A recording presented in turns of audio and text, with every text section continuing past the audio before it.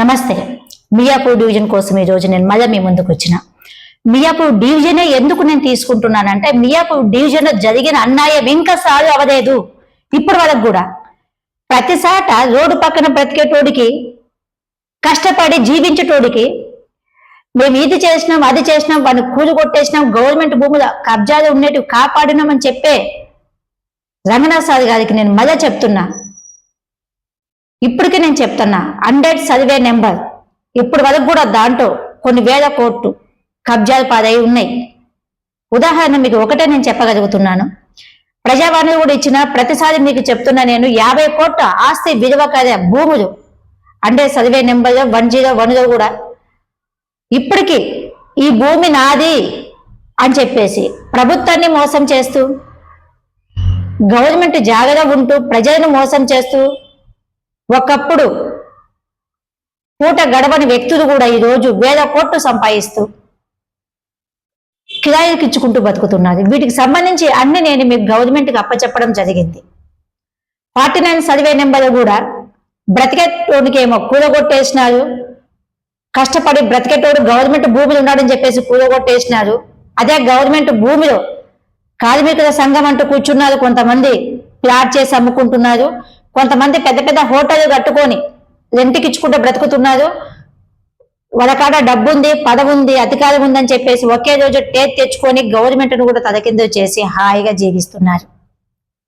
ఇలా ఉన్నోడికే మీద సపోర్ట్ చేసుకుంటూ పోతే నిరుపేదల పరిస్థితి ఏంటి? ఓటేసి గెలిపించిన తర్వాత గవర్నమెంట్ మాకేం చేస్తుంది?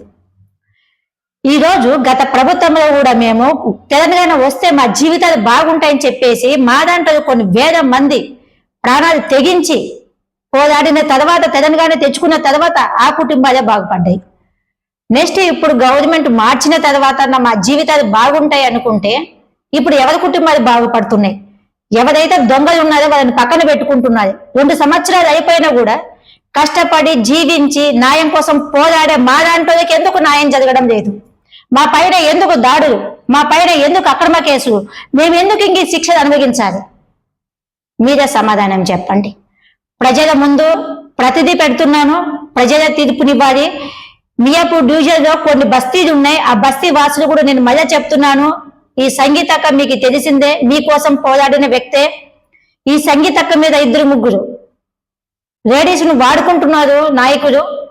తప్పుడు ప్రచారం, తప్పుడు మాటలు ఇష్టాచారంగా మాట్లాడుతున్నారు. ఇది మా ఒక్కరి బాధ్యత కాదు, మీ బాధ్యత కూడా. పోరాడుతున్నామంటే ప్రజల కోసం పోరాడుతున్నాం. ఇలాంటి వేస్ట్ ఫెలోస్ ఎక్కడ ఉంటే అనిసి వేసే బాధ్యత ప్రజలు కూడా ఉంది. మమ్మల్ని కాదులే 10 మనిషిని అంటున్నది, నీతి నిజాయితీగా నిలబడ్డ మా దాంట్లోపై తప్పుడు ప్రచారాలు చేసినప్పుడు నిజమా అని ఆలోచించకుండా ఇది నిజమా అబద్ధమా అని విచారించిన తర్వాత మన కోసం ఏం చేశారు, మీరేం సాధించుకున్నారు, మీరేం బ్రతుకుతున్నారు అని మీరు తెలుసుకున్నాక మా పైన మాట్లాడండి. కొంతమంది డబ్బుకు అంబడపోయి మాట్లాడే వ్యక్తులను అణచేసే బాధ్యత ప్రజలదే. ఉంటాను.